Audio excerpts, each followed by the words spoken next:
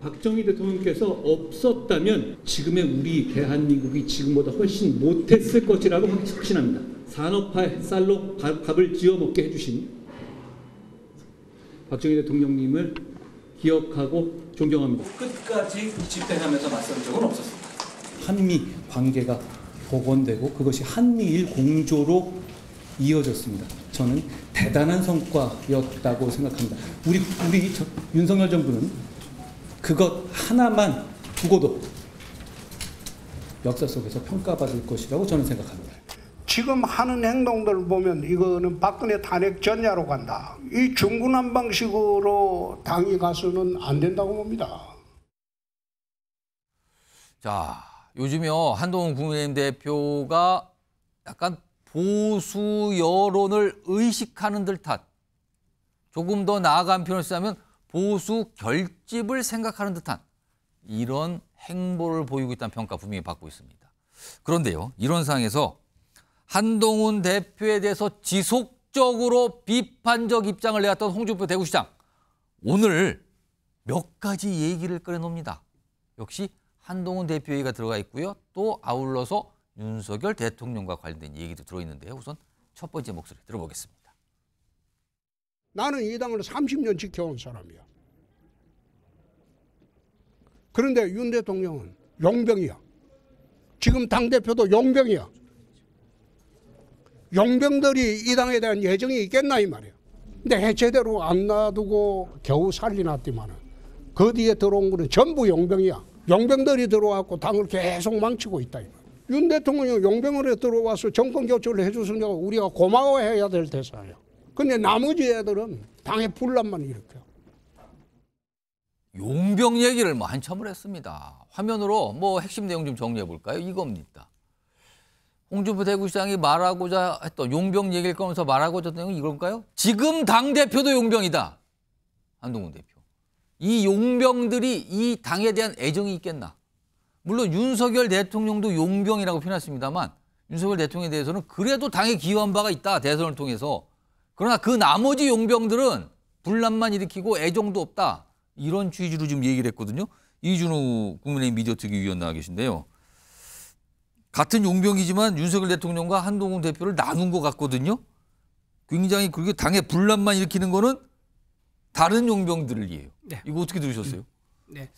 용병이라고 말한 거는 뭐 사실 그 자체는 맞죠. 예, 왜냐하면 당에서 쭉 이제 성장해 오신 분들이 아니고 공무원 하시다가 바로 직전에 대선 출마해서 대권을 잡으셨거든요. 용병을 약간 순화시키면 보통 네. 정치권 쓰는 표현이 네. 영입인사. 영입인사. 근데 그걸 용병이라고 씁니다. 네. 예. 영입인사 스카우트 해가지고 대선에 승리했으니까 큰 이벤트죠. 예. 그리고 지금 정권 창출에 어려운 상황에 정권 창출까지 했으니까. 예. 그래서 고마운 용병인 거 맞고요. 그다음에 본인은 이제 왜 고마운 용병을 하냐면 고맙다가 아니라 용병까지 붙인 이유는 본인이 아까 말씀한 것처럼 30년 동안 당에 있었는데 내가 후보자를 못 나간 것에 대한 섭섭함. 그걸 용병이라는 단어를 써가지고. 경쟁을 했지만 안 됐다는 그렇죠. 상황. 고맙지만 어쨌든 용병 출신이다라는 방점을 준 거고요. 그다음에 지금 한동훈 대표의 겨냥해서 분란만 일으키는 용병이라 얘기한 것 같은데 제가 보기에 한동훈 대표를 포함한 주변에 있는 분들까지 같이 얘기를 하는 것 같아요. 이른바 친한계 정치인을 다 포괄적으로 얘기한 겁니까? 그럼? 그렇죠. 예, 그러니까 우리 당에서 이제 뿌리를 두지 않다가 외부, 그러니까 저쪽 오히려 진영에 있다가 좀 넘어오신 분들 좀 한동훈 대표 많이 있다고 보거든요. 그분들까지 둘러싸서 한꺼번에 분란만 이렇게 용병이라고 지칭을 했다. 그렇게 봐야 할 것 같습니다. 같이 용병이라고 표현했지만 윤석열 대통령에 대해서는 정권 교체를 했으니까 고마워해야 할 대상이다. 그러나 그 나머지는 한동훈 대표를 비롯한 이른바 친한계 인사를 분명히 겨냥한 것 같거든요. 분란만 일으킨다. 망치고 있다.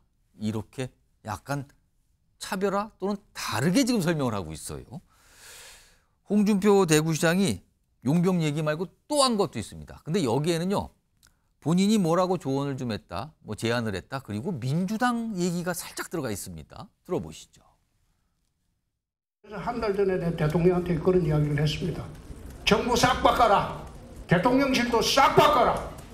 전부 바꿔가지고 예상국회 끝나고도 새해에는 새로운 모습으로 국민 앞에 나서라.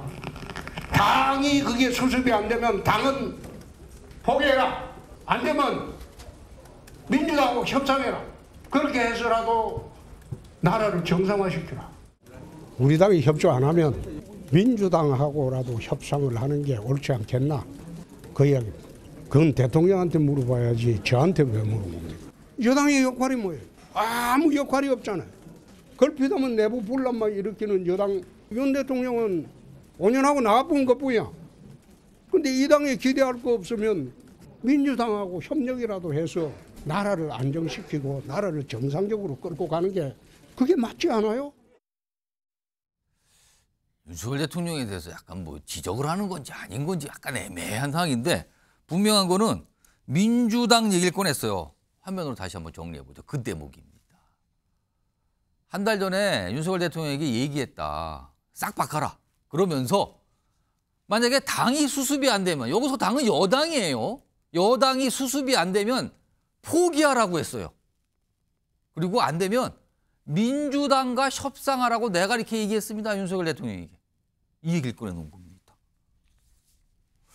정치훈 민주당 정책위 부의장, 민주당 소속으로서 지금 민주당과 그러니까 여당이 국민의힘이 수습이 안 되면 포기해버리고 네. 윤석열 대통령에게 제안을 한 거예요. 조언 같은 제안을 한 건데 네. 포기해버리고 차라리 민주당과 협상을 직접 해라.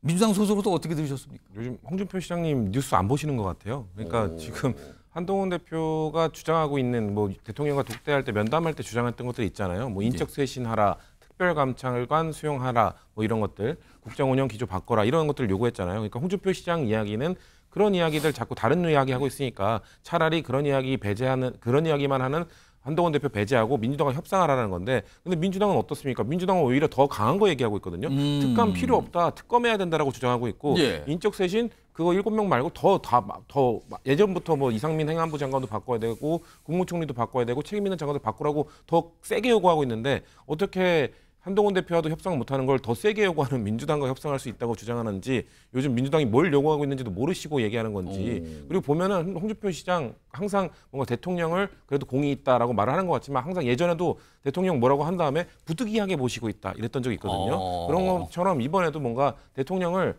뭐 당에 대한 애정이 있겠냐라고 하는 그 비판한 다음에 그래도 대통령 선거 이겨줬으니 고마워해야 된다 이런 식으로 예. 욕할 거 욕한 다음에 갑자기 수습하는 그런 식으로 대통령을 뭔가 또 비난하는 모습을 보여주고 있는데 글쎄요 홍준표 시장의 이런 말에 공감하기는 어려울 거라고 보고 한 마디 더 드리면 용병도 예. 용병은 돈 받고 띄워주는 사람들 아닌가요? 근데 용병이라 하면 지금 한동훈 대표 직책당비 당대표 직책당비 저희 당도 많지만 꽤 많을 텐데 당내고 당원으로서 활동하는 사람에 대해서 아마도 그 홍준표 시장이 얘기하고 싶은 거는 나처럼 올해 30년 된 사람 말고 경력이 짧다라는 걸 내가 당을 지켜왔다 그쵸. 이걸 강조하고 싶은 그걸 건가요? 강조하고 싶은 것 같은데 그건 전 내세울 게 오래된 경력밖에 없는 분이 하는 얘기라고 봅니다. 왜냐하면 본인도 영입돼서 들어오셨거든요. 30년 전에. 그때 영입 인재로 검사 출신으로서 영입돼서 들어왔는데 그때는 본인 용병 아니었습니까? 그렇게 치면은 똑같이 용병 출신인데 어떻게 등에 들어온 지 얼마 안 된 사람에게 용병 취급하면서 막 당의 분란만 일으킨다라고 말하는 거는 글쎄요 저희가 봐도 공감이 안 되는 걸 과연 보수 지지층이 공감을 해줄지 저는 의문입니다. 이준우 의원 지금 방금 네. 홍준표 시장이 얘기한 이건데 네. 그러니까 윤석열 대통령에게 조언 또는 제안을 했다는 거잖아요. 뭐 싹 바꾸고 뭐 했는데 만약에 당이 수습이 안 되면 민주당과 협상하라. 근데 이게 듣기에 따라서는요. 윤석열 대통령이 한동훈 대표와 뭔가 손을 잡고 일을 도모하고 일을 하기보다는 차라리 민주당 이재명 대표와 협상에 나왔다 이런 인식을 지금 보여준 걸까요? 네, 이게 두 가지 이유가 있습니다. 이제 본인이 이제 민주당의 협상 얘기하지 않습니까? 이게 다른 말로 얘기하면 원칙적인 얘기입니다. 국정 운영의 원칙, 여야 협치 이런 의미에서 한번 짚어준 거고요. 또 그렇게 설명 들으면 뭐 원칙적인 얘기를 그렇죠. 했다고 원칙 볼 수 얘기죠. 있네요. 국정 운영 원칙인 거죠. 여야 협치하는 거는. 그리고 두 번째 숨은 이유가 있습니다. 뭡니까? 숨은 이유가 뭐냐면은 홍준표 시장은요. 다음 총리로 예. 지금 후보로 거론되고 있는 분입니다. 예. 네, 그렇기 때문에 만약에 내가 총리가 된다면 이번 총리는요 거대 야당에 의해서 국회 인준을 받아야 하거든요. 예. 지금 국회 인준 받는 게 쉽지가 않습니다. 그런데 홍준표 지금 대구시장은요 내가 만약에 총리로 후보가 된다면은 나는 야당과 얘기해가지고 협상을 해서 총리 국회 인준을 받아낼 수 자신 있다. 그 의미를 둘러서 얘기한 게 아닌가. 근데 오늘 본인이 총리는 안 한다는 취지로 얘기했다 그러는데 그런 걸 좀 깔고 있었을까요? 본인 안 한다고 본인은 지금 되지 않았으니까 한다 안 한다 뭐 그거는 얘기 정해지지 않았으니까 얘기할 수 있는 거죠. 하지만 본인은 지금 만약에 총리를 가게 되면은 나는 예. 야당과 협상할 수 있는 협상력이 있는 후보다.